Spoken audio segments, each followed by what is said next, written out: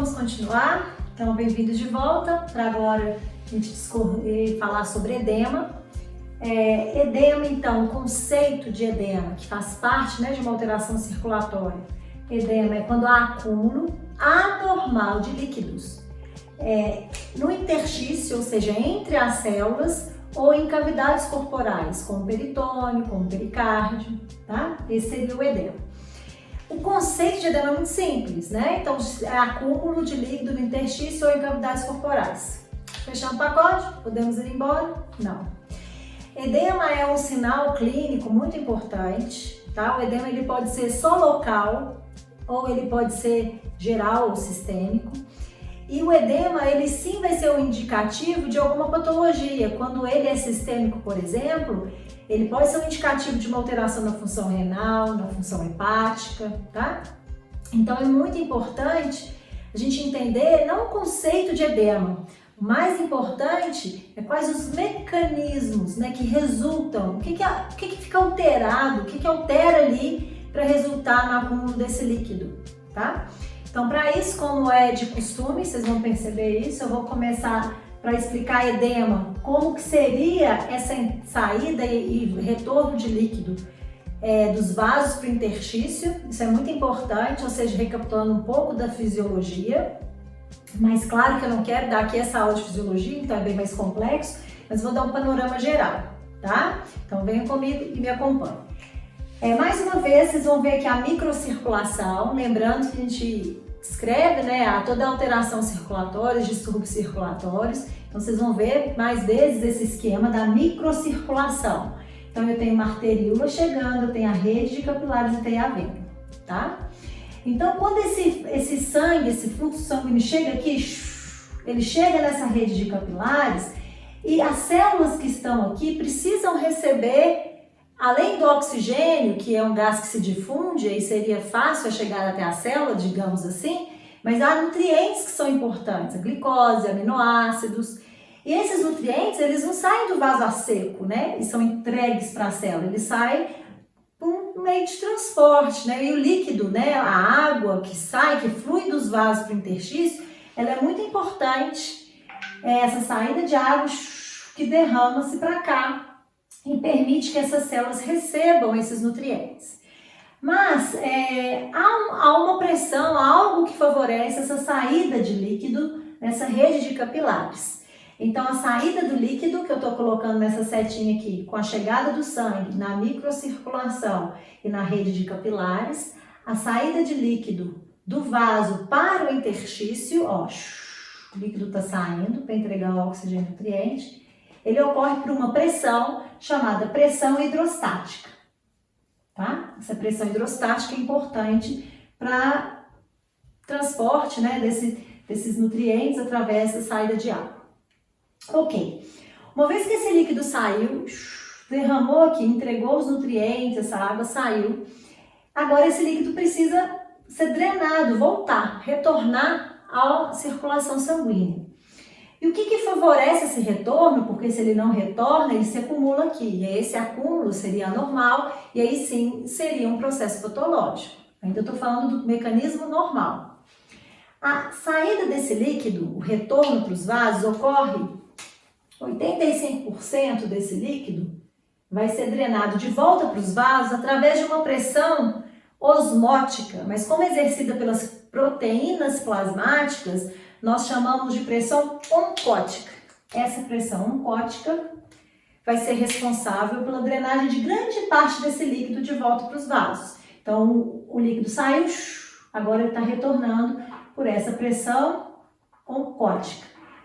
Dentro dessas proteínas plasmáticas, né, que fazem essa pressão e trazem essa água de volta, a albumina é uma das proteínas principais.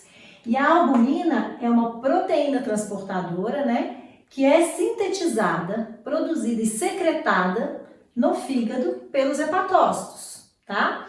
Então guardem isso, porque um fígado sadio, um fígado normal, produz albumina em quantidades normais, tá bom? E essa albumina plasmática é importante para essa drenagem, então, do líquido de volta pela pressão oncótica. Continuando, Ellen, mas 85%, cerca de 15% fica ali, vai acumular, o que acontece? 15% do líquido intersticial é drenado pelos vasos linfáticos. Então, a água saiu, 85% foi drenado aqui e o restante vai ser drenado para cá. Olha como é algo fisiológico e normal.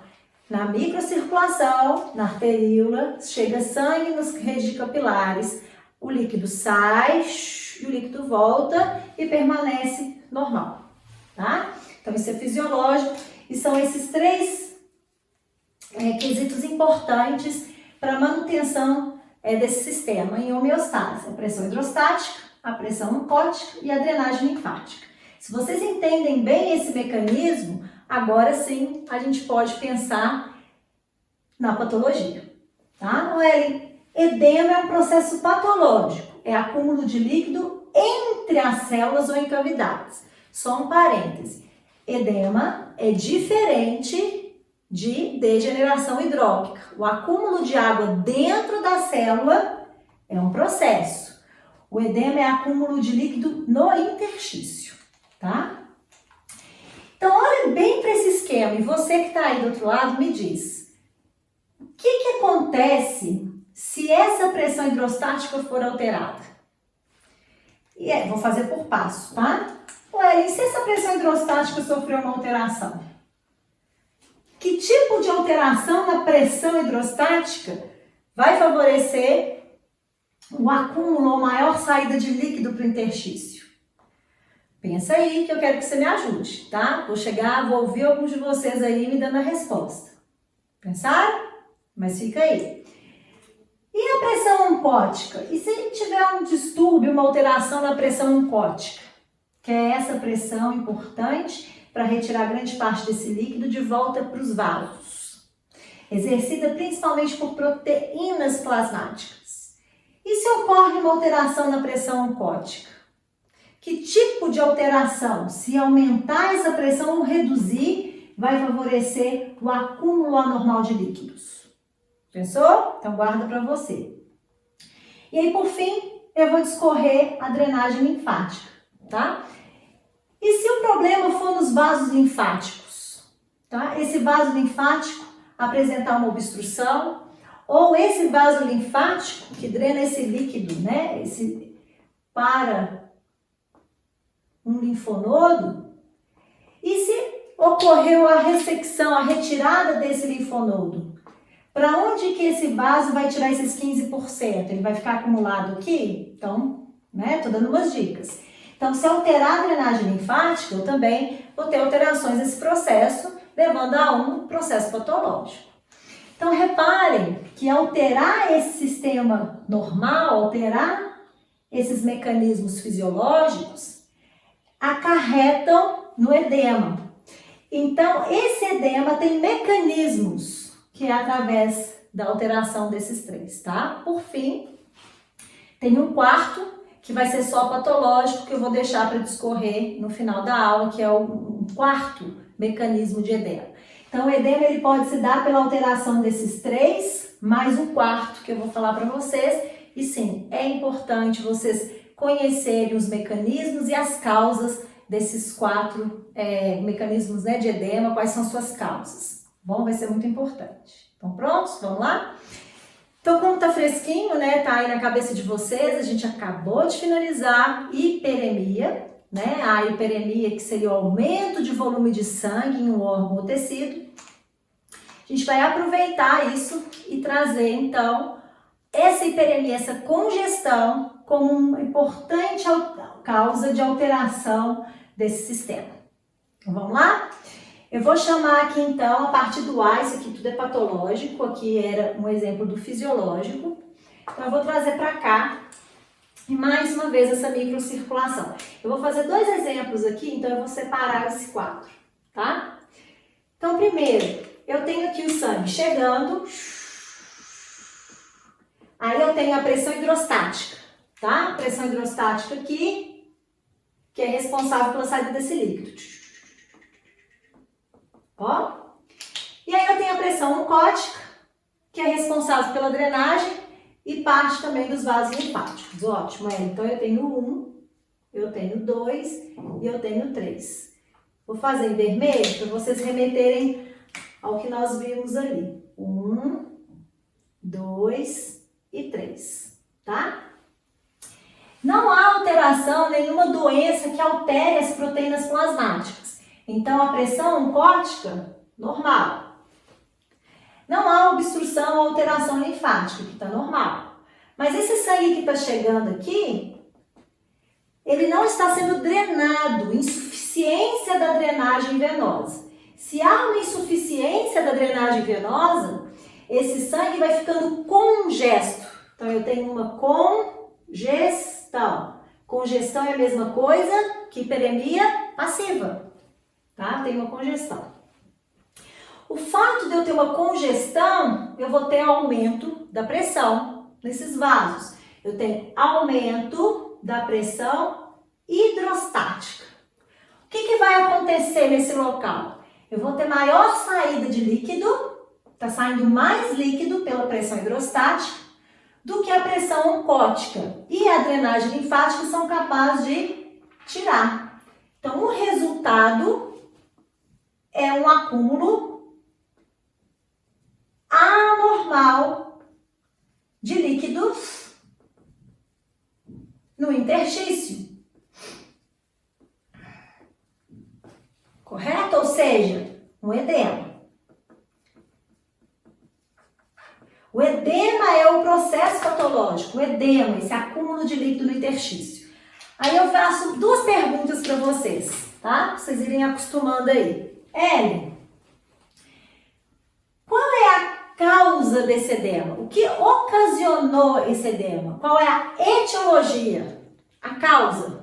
Uma congestão por obstrução venosa, tá? Então, pode ser um trombo, pode ser um garrote, pode ser uma torção. Então, a congestão, ela é importante, causa de edema.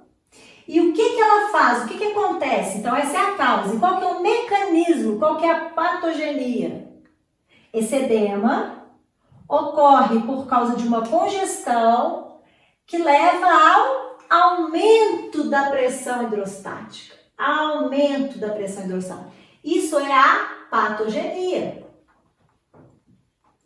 Mecanismo. Isso aqui é a causa, etiologia. E o edema é o processo patológico. Tranquilo? Então, a gente tem esse exemplo. Eu vou dar outro exemplo para vocês, tá? Agora, pegando ainda a aula de hiperemia, de insuficiência cardíaca congestiva, que leva a congestão no pulmão e edema, tá? Então, lembrando aqui, nessa aula que a gente acabou de finalizar, vou dar outro exemplo. Esse aqui é exemplo 1, tá? Outro exemplo. Então, sangue, ele chega, bombeado para o pulmão. No pulmão, esse sangue volta ao coração, só que esse paciente apresenta uma insuficiência cardíaca congestiva esquerda. E aí eu não preciso voltar nas causas, né? Tem as 3 causas principais que eu disse para vocês.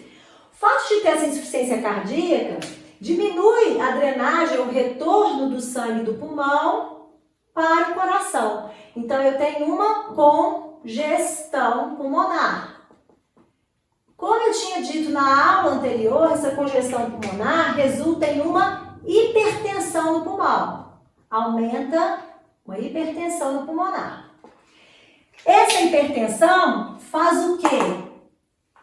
Aumenta a pressão hidrostática. Então, esse aumento da pressão hidrostática vai resultar em edema no pulmão. Popularmente, esse edema aqui, ó, ele vai ocupar o espaço pleural. Ele pode acumular aqui nesse espaço pleural, dificultando, né, a ventilação. Ou se eu fizer um zoom, será que eu vou conseguir? Aqui eu vou pegar de verde, tá? Desculpa a bagunça. Eu vou pegar aqui e dar um zoom pra cá. Ellen, como que vai ficar? Imagina os alvéolos pulmonares aqui, ó, os septos alveolares, a parede dos alvéolos. Aqui eu tenho um vaso sanguíneo, tá? Como esses vasos estão congestos, cheios de sangue, Aqui está o nosso bonitinho, né? Os nossos septos dos alvéolos. Lembrando que na microscopia, quando você olha o pulmão ao microscópio, esses espaços são negativos, está cheio de ar. Quando eu tenho uma congestão pulmonar, ela se casa da mão a um edema, porque a congestão é causa de edema, porque aumenta a pressão hidrostática, tá? Então, o que vai acontecer aqui? Esse aumento, então eu vou observar a lâmina, vocês vão ver essa lâmina em aula prática.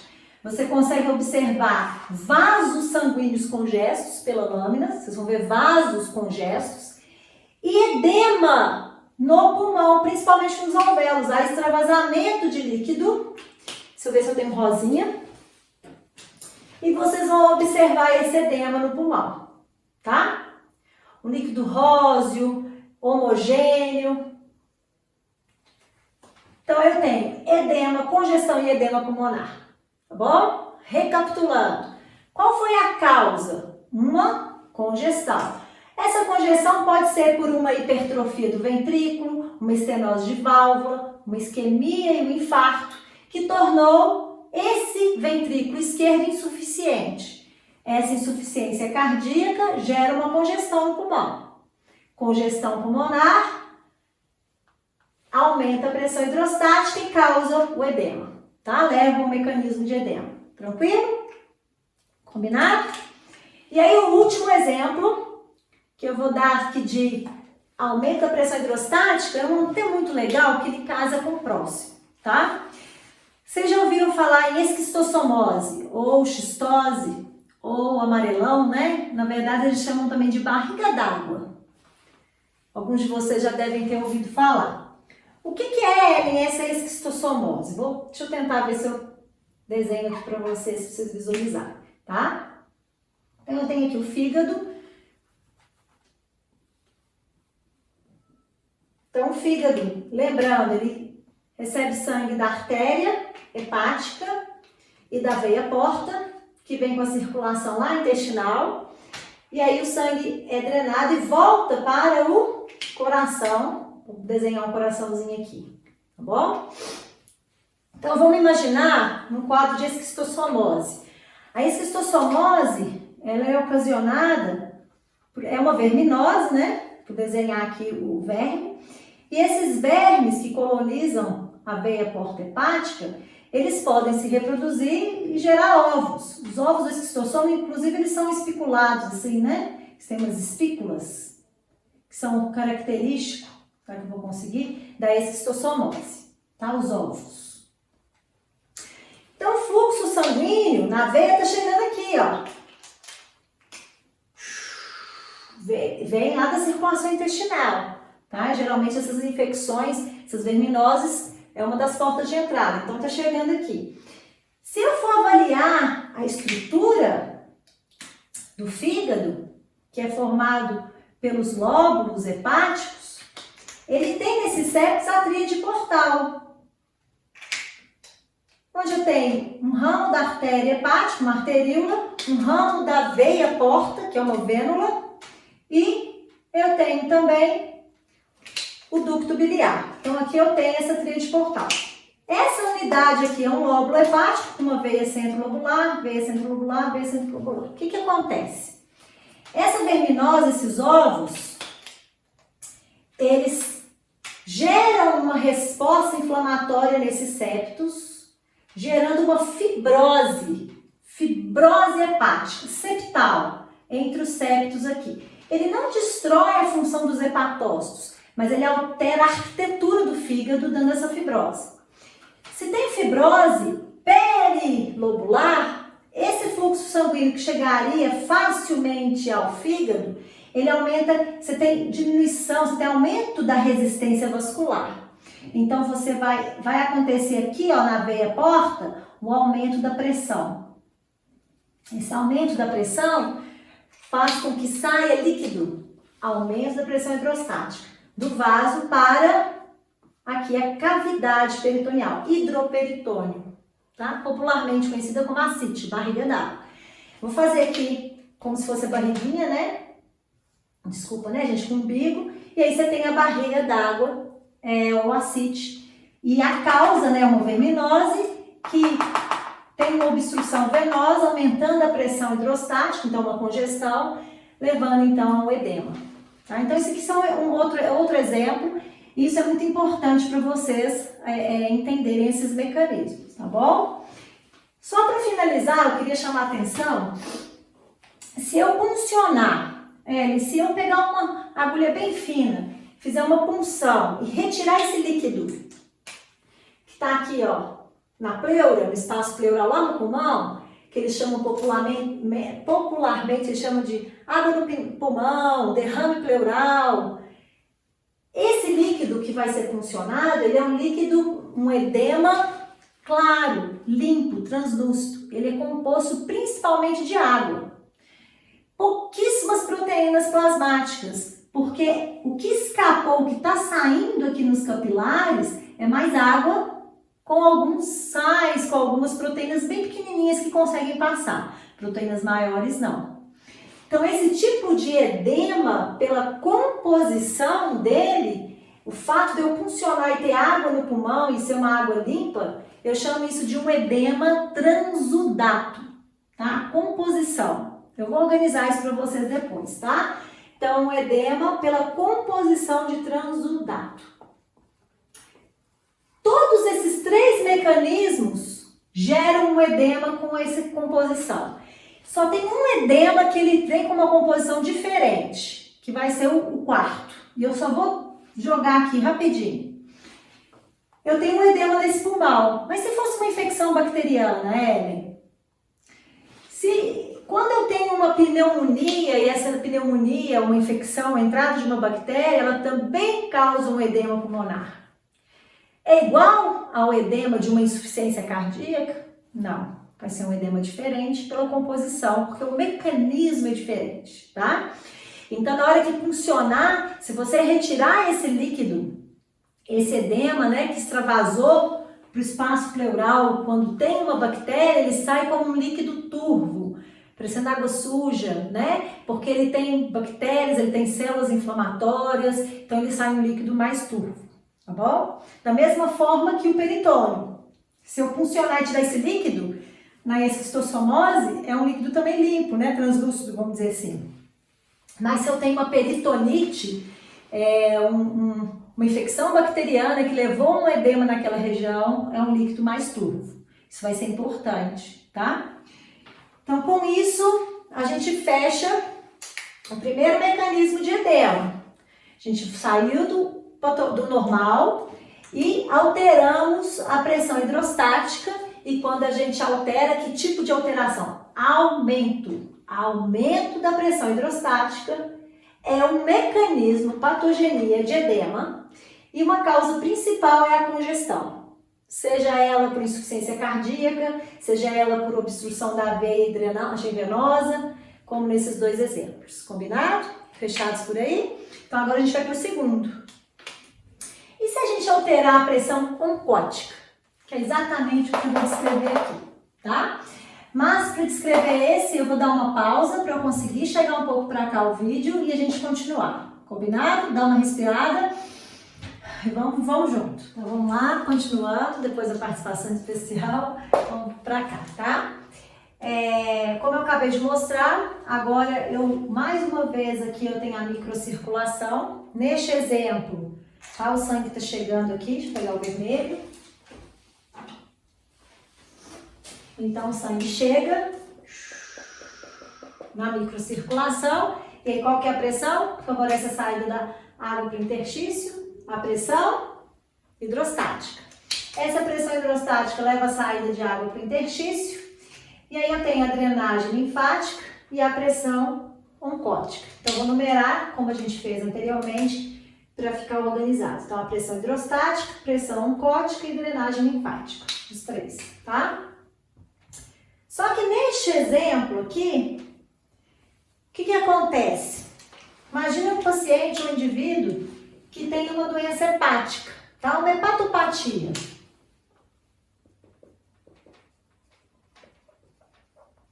Aqui eu representei por uma cirrose, tá? Se eu tenho uma alteração hepática, uma doença hepática, você imagina se esse fígado vai conseguir funcionar normalmente, né? Manter suas funções normais. Não, ele vai ter suas funções prejudicadas, tá? No caso da cirrose, você tem perda de hepatócitos, você tem perda das unidades funcionais e isso pode interferir, por exemplo, na produção das proteínas hepáticas. Dentre elas, nós temos a albumina. Então, eu considero que neste caso, eu vou ter uma baixa de albumina. Se eu tenho baixa de albumina, as proteínas plasmáticas não vão exercer aquela pressão oncótica como deveria. Então, eu tenho redução. Aquela pressão oncótica não vai estar normal. E o que acontece quando há queda de proteínas plasmáticas é uma redução da pressão oncótica. Deixa eu colocar assim, ó, porque isso é importante. Redução, cai a pressão oncótica. Então, o líquido sai, parte desse líquido vai ser drenado pelos vasos linfáticos, uma pequena parte vai ser drenado pela pressão oncótica, mas ainda assim acumula-se, parte não é drenada, o que leva a um edema, que é o processo patológico. Esse edema, então, é esse acumular normal de líquido no interstício ou em cavidades, e neste caso, a causa, o que causou esse edema foi a redução de albumina em uma hepatopatia, uma doença hepática que, por consequência, diminuiu a produção de albumina e reduziu a pressão oncótica, tá?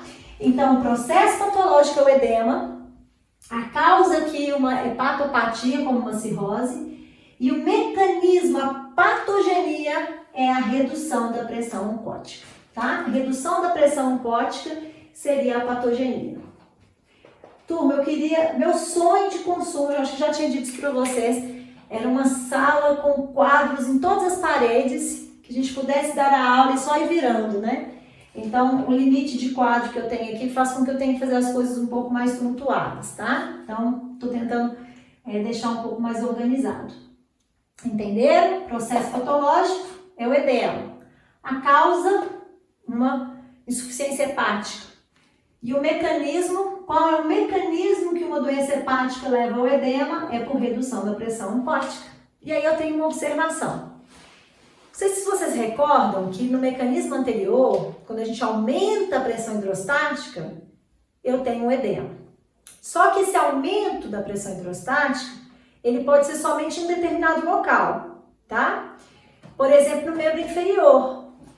Se eu fico muito tempo sentada, ou se eu tenho uma obstrução numa veia dos membros inferiores, aquele local que a drenagem venosa é insuficiente fica congesto.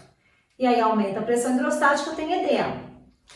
Eu posso ter um edema de pulmão, por insuficiência cardíaca, tá? É mais comum, por exemplo, o ascite, por uma esquistossomose, também um edema naquele local, no peritônio. É mais comum o aumento da pressão hidrostática, é um edema muito comum em algumas regiões locais. Ele só é geral e sistêmico quando é por uma insuficiência cardíaca grave, que leva a uma congestão sistêmica e um edema sistêmico. Combinado? Já aqui, quando há redução da pressão oncótica, significa que eu tenho alteração nas proteínas plasmáticas. E quando eu tenho redução de proteínas plasmáticas, elas estão reduzidas em toda a circulação. Toda a microcirculação fica prejudicada. Então, quando há redução da pressão oncótica, como por exemplo numa doença hepática, o edema é sistêmico, é geral, tá? Esses pacientes, no caso da cirrose, ela é uma doença fibrosante do fígado, assim como a esquistossomose. Só que a fibrose dela é mais geral, com perda dos hepatócitos. Então, um paciente com cirrose, ele tem dois mecanismos de agravo para o edema. O sistêmico, que é ele ficar todo inchado, eu vou mostrar fotos para vocês, porque ele está tendo redução da albumina. Só que esse edema sistêmico, você pode fazer reposição intravenosa de albumina. Você repõe a albumina para tentar controlar essa pressão oncótica. Mas a fibrose do fígado também altera a pressão hidrostática aqui, ó. O sangue não consegue ser recebido, né? Eu não tenho vasos suficientes, como teve muita fibrose.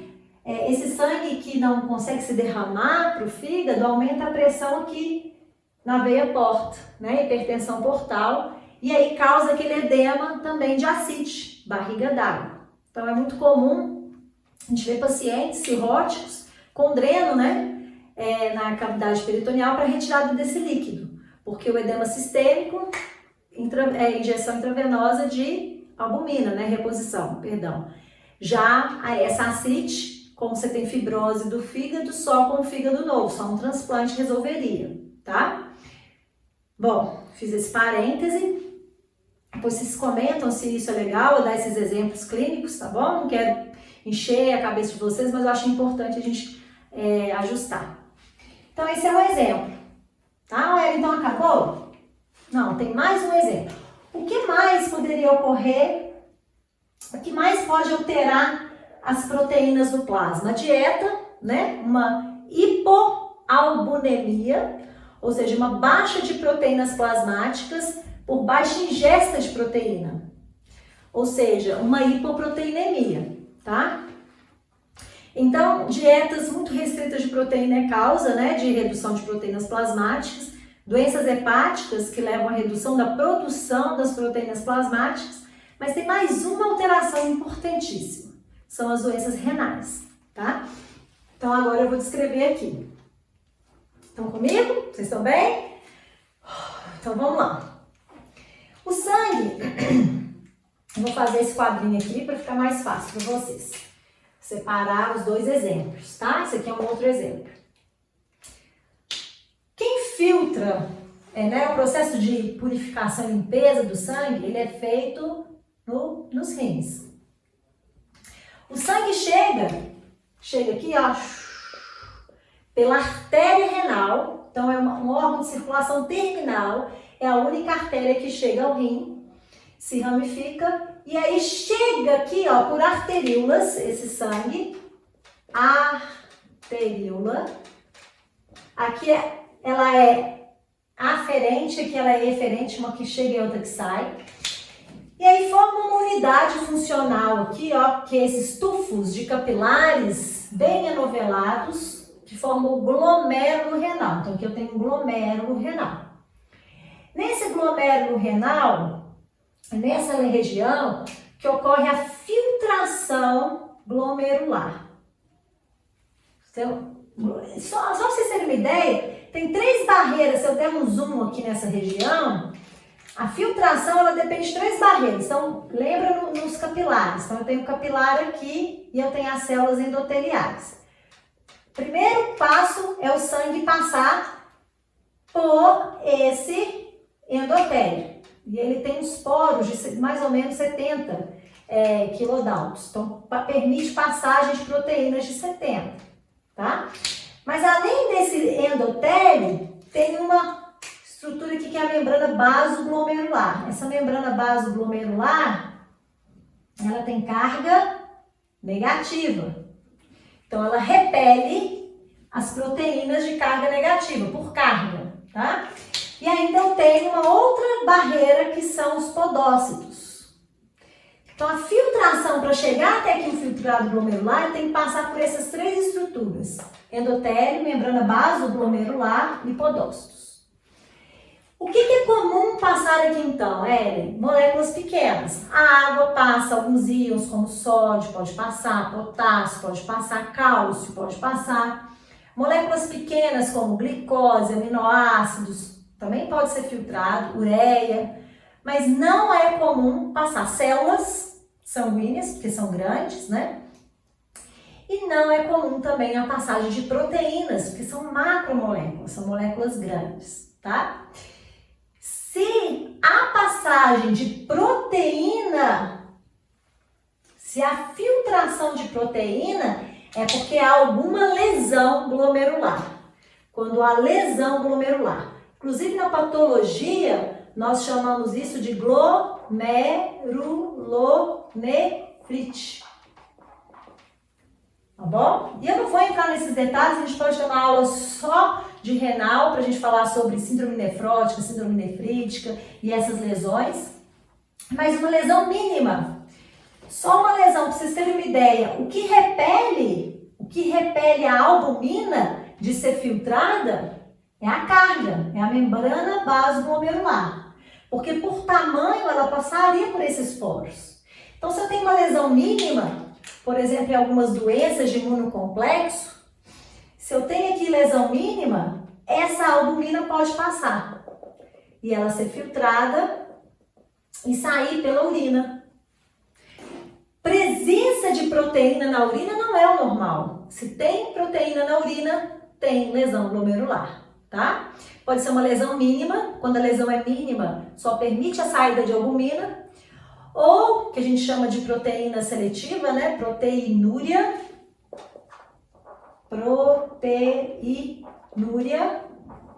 seletiva, porque está perdendo só albumina.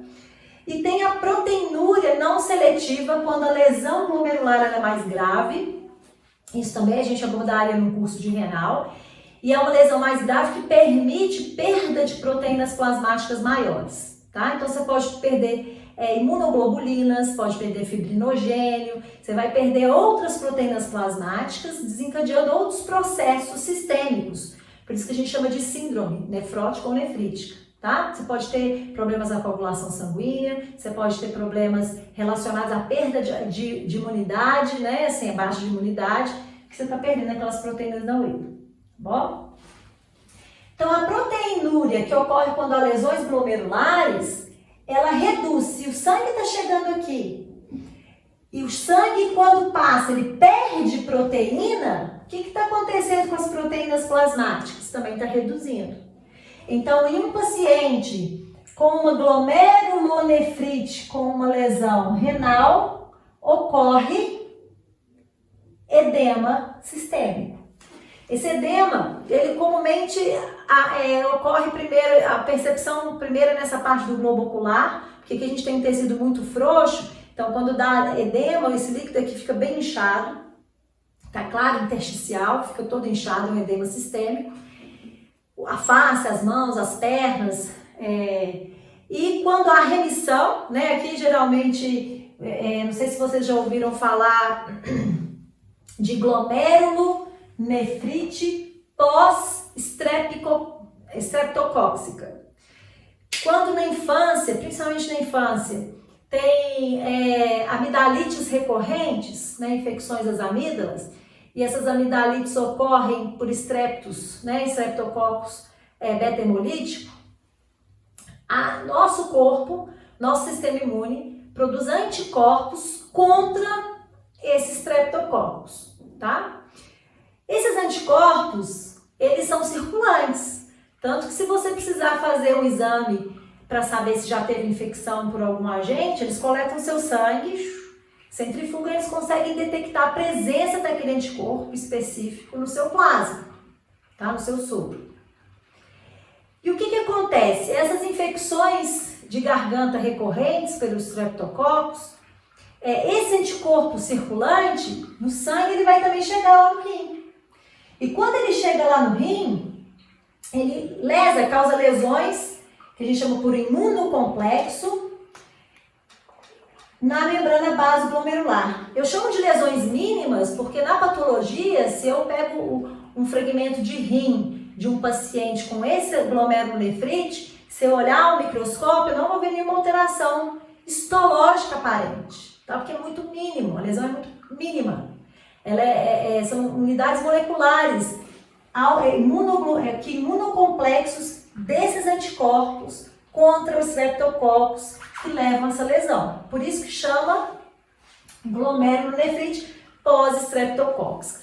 Ela costuma aparecer uma semana depois de uma infecção de garganta, tá? E aí na criança seriam esses sinais e sintomas, principalmente esse edema bem generalizado e perda de proteína na urina. Então, tratamento, claro, farmacológico, no caso imunossupressores, glicocorticoides, seria o recomendado, que não é o objetivo da aula.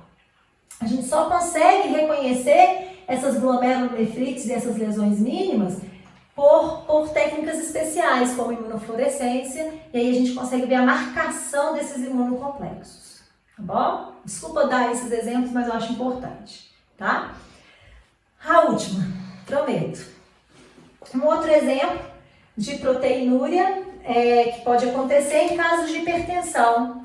A hipertensão, o aumento da pressão nessa região glomerular, faz com que ocorra a perda de maior quantidade de proteínas, também levando à proteinúria. É um quadro muito comum e preocupante durante a gestação. O quadro hipertensivo gestacional, ou também chamado de pré-eclâmpsia, né? Que na verdade a gente ainda não conhece a causa, o que causa a pré-eclâmpsia. Deixa eu só deixar aqui que eu vou explicar para vocês.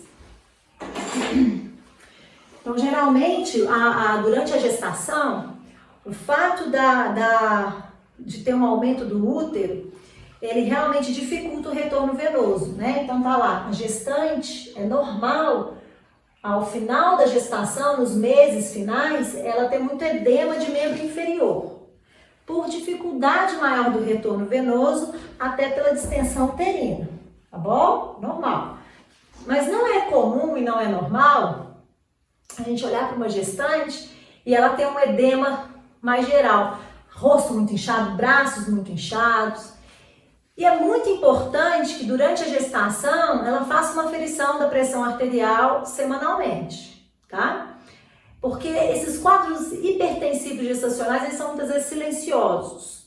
E o grande problema dele é que durante a gestação, esse quadro hipertensivo gestacional pode causar lesões glomerulares e aquela gestante começar a perder proteína na urina, tá bom? Então isso é um quadro que é grave, tá? E o fato dela perder proteína na urina faz com que ela tenha esse edema generalizado. Se vocês repararem, eu na gestação eu fiz esse teste, as gestantes elas pegam um recipiente enorme, acho que de 4, 2 litros, e eles fazem avaliação de quanto de proteína que você está perdendo no dia, tá? Então durante 24 horas do seu dia, todo o xixi que você vai fazer tem que ser coletado. Isso vai para o laboratório e eles avaliam a perda de proteína na urina, se é realmente um quadro preocupante, que não deveria ter proteína na urina, tá bom? Bom, então a pré-eclâmpsia, né, ou o quadro hipertensivo gestacional também é uma importante causa de edema por redução da pressão oncótica, tá? Esses são os exemplos. Qualquer glomerulonefrite, lesão glomerular que permita a perda de proteína na urina vai ser uma causa importante, tá bom? Só para finalizar, eu tinha dito para vocês na aula de degenerações e hialina que a perda de proteína na urina, inclusive a urina fica mais espumosa, fica parecendo um chope, né? Fica mais amarelada com muita espuma. Essa proteína, quando ela está passando pelos túbulos renais, parte delas é endocitada pelas células do epitélio dos túbulos renais. E aí a gente observa esse acúmulo de proteína intracelular, que tem esse aspecto hialino. Então é um exemplo também de degeneração hialina. Combinado? Então esse é o segundo. Agora os dois últimos são bem mais fáceis e rápidos. Vou dar mais uma cortada para a gente reestruturar o quadro e eu volto. Agora a drenagem linfática seria o terceiro mecanismo que, quando alterado, favorece o edema. Então, reparem aqui novamente a microcirculação, onde eu tenho a arteríola chegando, a rede de capilares e a vênula. Lembrando que a saída de água, né, de líquido para o interstício, ocorre pela pressão hidrostática, mas a drenagem é feita, o retorno pela pressão oncótica, que é o 2, que são das proteínas plasmáticas, que retira 85%, mas 15% vão ser retirados pelos vasos linfáticos.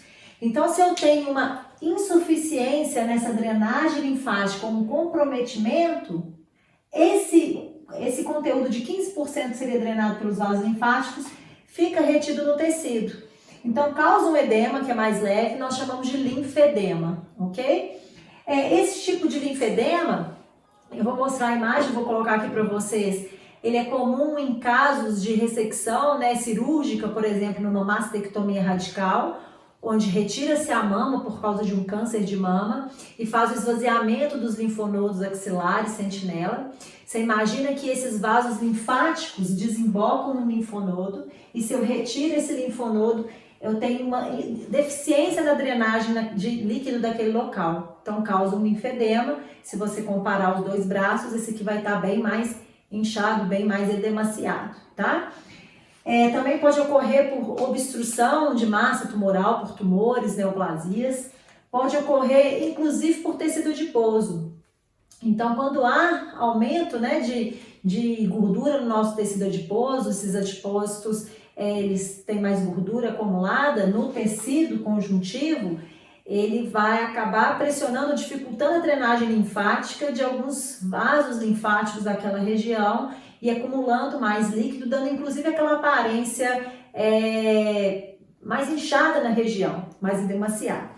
É claro que isso são com profissionais que são bem formados, entendem de anatomia, mas a drenagem linfática, que é uma técnica estética, ela realmente é eficiente quando ela é bem feita. Porque se eu tenho aqui um local com mais gordura e com uma dificuldade nessa drenagem linfática, se massageia aquele local e direciona o líquido. Você já tá pronta. Muito obrigada, filha, já tô indo lá. Gente, daqui a pouquinho eu volto, tá? Vou finalizar esse, vou lá para dar uma atenção para minha filha e já volto, tá bom? Mas finalizando aqui, uma vez que eu tenho essa drenagem linfática, então a direção desse líquido ser direcionado, para quem conhece bem de anatomia, para um outro área, né, linfática importante, esse líquido ele pode ser drenado, tendo até inclusive mudança. Se você faz uma drenagem bem feita, se você fotografa o antes e o depois, você vai ver realmente redução de medidas quando há essa drenagem linfática. Portanto, a redução da drenagem linfática leva a um quadro de linfedema. Tá bom? Esse linfedema, então, ele pode ocorrer em casos, tá? Então, é um edema, acúmulo anormal de líquido. Então, o processo patológico é o edema, tá? As causas, eu vou colocar aqui em preto, né? As causas, pode ser por obstrução linfática, ou compressão daquela área dos vasos linfáticos, ou até mesmo a ressecção cirúrgica de linfonodos que drenam o líquido daqueles vasos linfáticos ali, tá bom? Então aqui seria o processo patológico, a etiologia, a causa e qual é o mecanismo? Uma vez que isso acontece, ocorre redução da drenagem linfática, esse seria o mecanismo. A patogenia, combinado? Então, com isso, a gente mostra a alteração da pressão hidrostática, pressão oncótica e da drenagem linfática.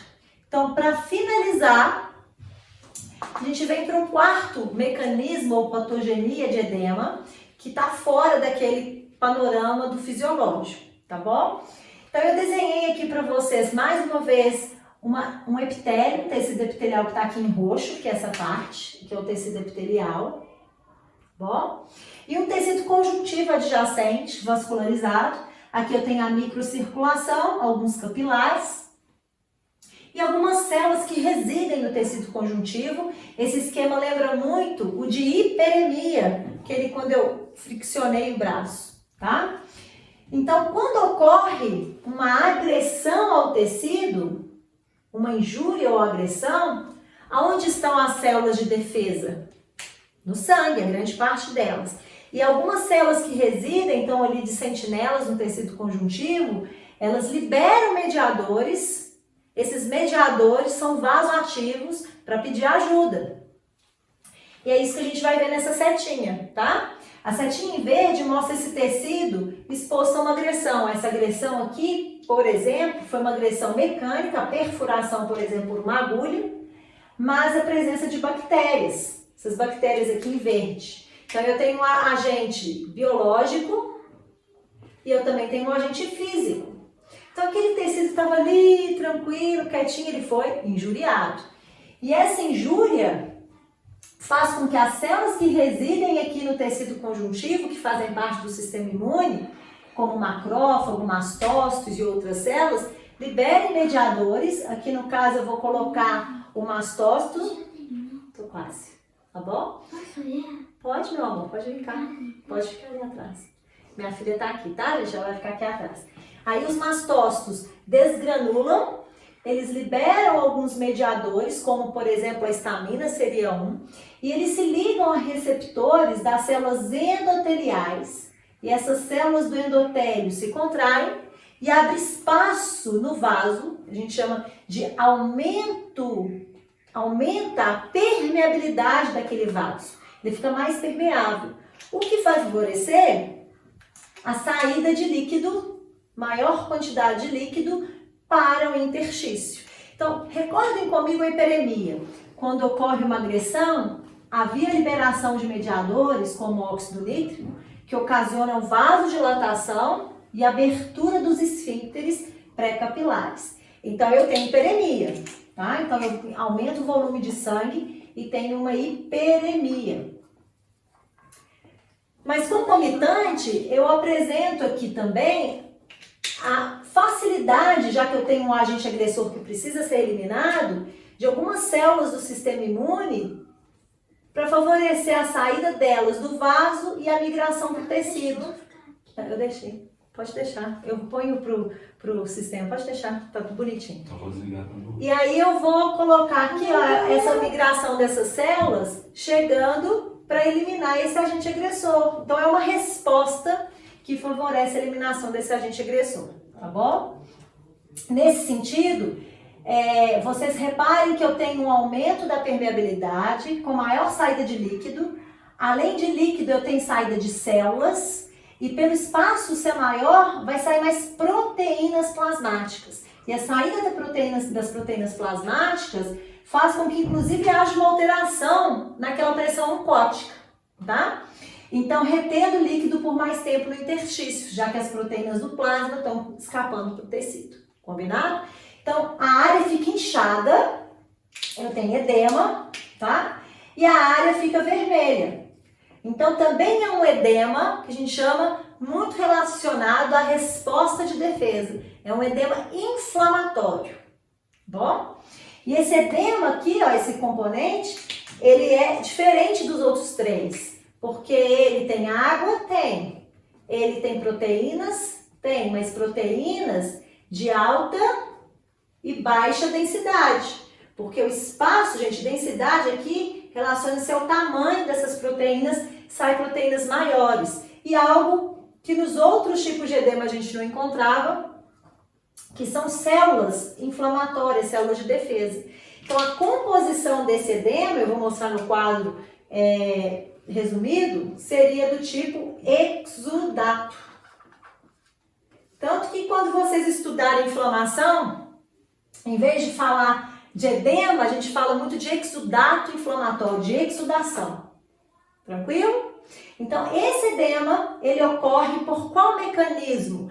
Então, a causa é uma agressão, pode ser física, química ou biológica, tá bom? Quando ocorre essa agressão, há liberação de mediadores vasoativos, causam tanto vasodilatação, mas o importante aqui é mediadores, por exemplo, a histamina, liberada pelos mastócitos, que deixam o vaso mais permeável, com maior saída de líquido para o interstício, e essa saída faz com que ocorra um acúmulo anormal de líquido, então é um edema. Combinado? Queria só finalizar com uma comparação. Quando nós falamos sobre insuficiência cardíaca, eu mostrei para vocês que um pulmão, se um coração está insuficiente, o sangue que chegou ao pulmão para ser oxigenado, ele não retorna como deveria para o coração. Então, causa uma congestão, né, uma hiperemia passiva e um edema no pulmão por aumento da pressão hidrostática. Vocês lembram disso? Agora eu vou mostrar um outro exemplo, tá? E se porventura ocorreu a entrada de um micro-organismo, por exemplo, uma bactéria, tá? Um Pneumococcus pneumoniae, algum alguma bactéria que passa por todo o nosso sistema de vias aéreas, tanto cílios, as células que poderiam fagocitar e eliminar, como o muco, e chega até os alvéolos. O que vai acontecer nessa região? Tem a presença de um agente biológico, que é um agente agressor. Então, nesse local do pulmão, vai acontecer no tecido conjuntivo, no interstício, a liberação desses mediadores, que são vasoativos e que aumentam a permeabilidade vascular. Então, eu tenho edema. Então, se eu observar, se eu desse um zoom nesses alvéolos pulmonares, então, onde eu tenho a bactéria, o que vai acontecer? Eu vou observar os vasos sanguíneos hiperemiados dos septos, tá? Que a parede alveolar ela é muito delicada, dos septos alveolares, hiperemia, só que é uma hiperemia ativa. Aumenta a quantidade de sangue por liberação de mediadores vasoativos. E também ocorre aumento da permeabilidade com saída. Deixa eu pegar a canetinha rosa. Com saída também de líquido. Para o interstício. Esse líquido que sai para o interstício é um edema. Gostou, filho? Obrigada. E aí vai sair aqui, ó, células de defesa também migram para combater aquele agente agressor. Então, o edema aqui é um edema exudato, é um exudato que ocorre no pulmão, tá? E o processo é uma pneumonia, né? Ou seja, uma alveolite, uma pneumonite relacionada à presença de um agente biológico, tá bom? O que eu queria concluir com isso? Lembra que eu disse que esse líquido, ele pode causar, que a gente chama de extravasamento, né, para o espaço pleural, que a gente chama de água no pulmão, ou de derrame pleural. E se a gente puncionar, se a gente pegar uma agulha fina, puncionar e coletar esse líquido, diferente daquele que ocorre por insuficiência cardíaca, o edema, esse líquido drenado, ele vai ser um edema mais turvo. Tá? Porque ele tem muito mais proteínas e células inflamatórias, porque a composição dele é do tipo exudato. Tranquilo? Então, esse foi o último. O mecanismo, então, neste caso, é por aumento da permeabilidade vascular, que causa o acúmulo ou o processo patológico, que é o edema. E o que inicia, né, é a resposta inflamatória por qualquer agente físico, químico ou biológico, tá bom? Então agora eu vou mostrar para vocês o quadro para a gente finalizar esse pacote.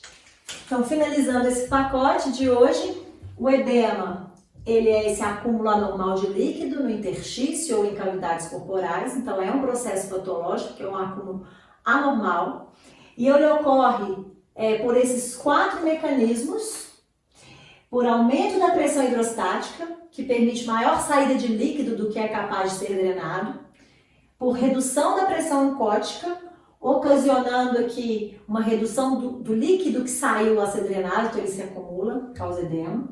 Redução da drenagem linfática, então causa um linfedema, o líquido que saiu, aqueles 15% que seriam drenados pelos vasos linfáticos se acumulam, ou por aumento da permeabilidade vascular. De todos esses, a composição por aumento da pressão hidrostática, redução da pressão oncótica ou da redução da drenagem linfática, são de edemas do tipo transudato, que é água, proteínas de baixa densidade e sem a presença de células, tá? Somente o edema inflamatório, por causa da inflamação, que é por aumento da permeabilidade vascular, que ocorre do tipo exudato, tá? Com relação às causas principais, a pressão hidrostática sempre aumenta quando tem uma congestão ou hiperemia passiva. Ela é a causa principal. Redução da pressão oncótica, qualquer fator que diminua as proteínas plasmáticas, seja por hipoproteinemia, baixa ingesta de proteínas e síntese, seja por diminuição da síntese dessas proteínas, o que pode ocorrer por uma lesão hepática, ou seja, por uma eliminação de proteína pela urina, coisa que não deveria acontecer, tá? Como na glomerulonefrite. A drenagem linfática seria uma obstrução ou uma compressão daqueles vasos linfáticos, ou uma ressecção cirúrgica que ocorre de alguns linfonodos. em aumento da permeabilidade, sempre ocorrem processos inflamatórios. A composição eu já falei e o acometimento, tá? A pressão hidrostática aumentada, geralmente ela causa um edema local. Ele só vai ser sistêmico se for uma insuficiência cardíaca congestiva, tá bom? Já a redução da pressão oncótica, você altera as proteínas plasmáticas de forma geral, então ele é sistêmico. A redução da drenagem linfática causa um edema local, inclusive a gente chama de linfedema. E por fim, o aumento da permeabilidade vascular geralmente é um edema também local, tá? Naquele local que foi agredido. E casos raros que seriam então de processos inflamatórios sistêmicos, alguns quadros de sepsemia, onde há uma vasodilatação sistêmica e um aumento da permeabilidade vascular também de forma sistêmica, tá bom? Então com isso a gente fecha edema. Agradeço muito vocês pela companhia de hoje e vejo vocês na próxima aula, que é na aula de trombose. Trombose e embolia. Beijo a todos e bom descanso.